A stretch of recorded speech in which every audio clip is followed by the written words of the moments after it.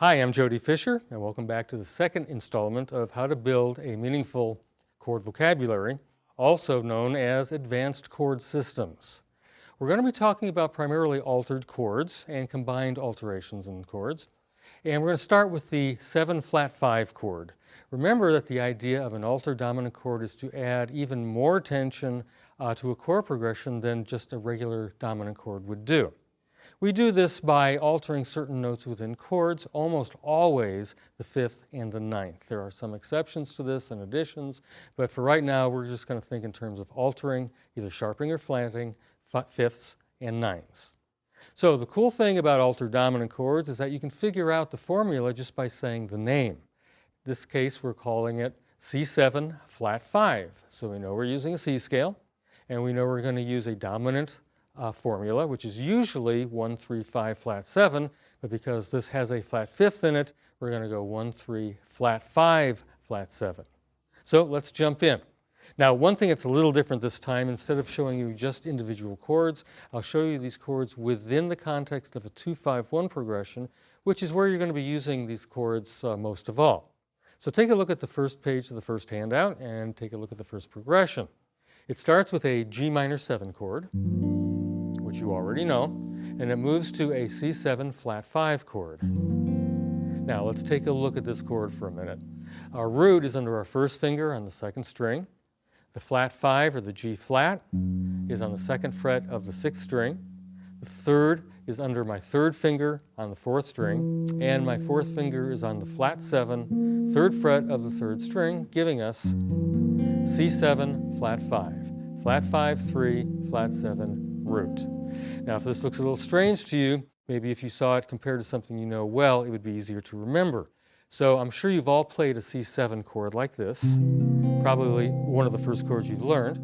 And if you analyze this, what we have is root, 3, flat 7, and root. There's no 5th in this chord.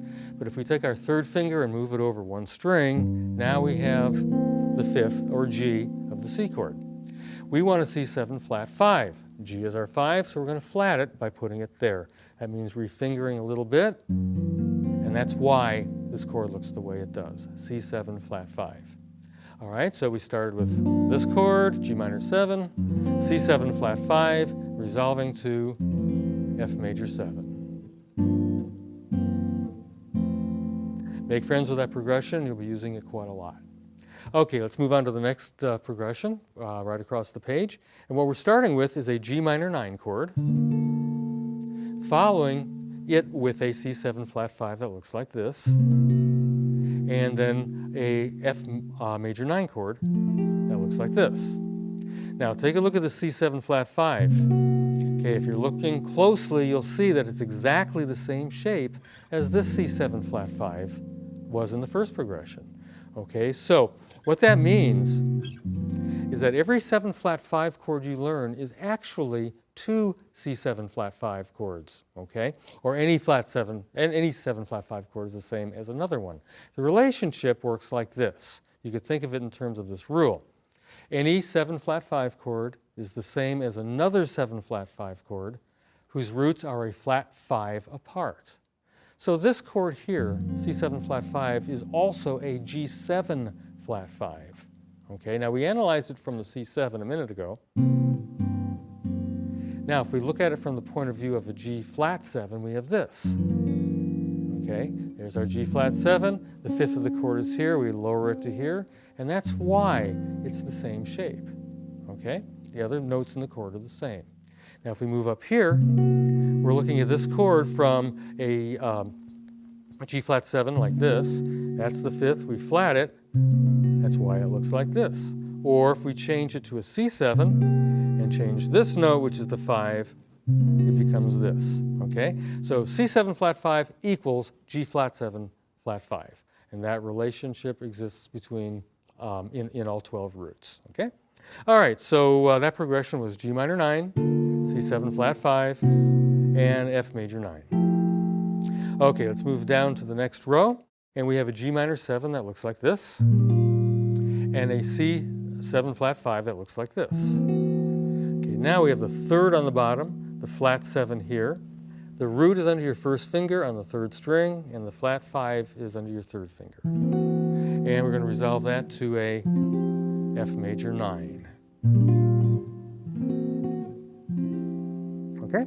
Moving across the page, we now have this G minor 7, followed by this C7 flat 5. And this is a true root position chord. It's 1, 3, flat 5, and flat 7, followed by an F6, 9 chord that looks like this.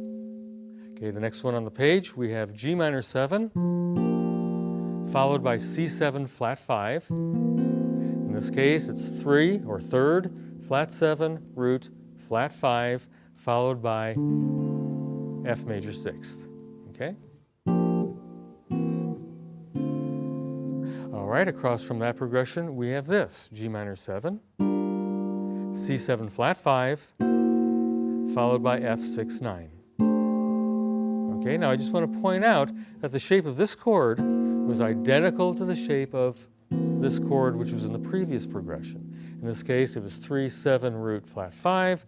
In this case, it's flat 7, 3, flat 5, and root. Okay, and remember, they're both G flat 7, flat 5 chords as well.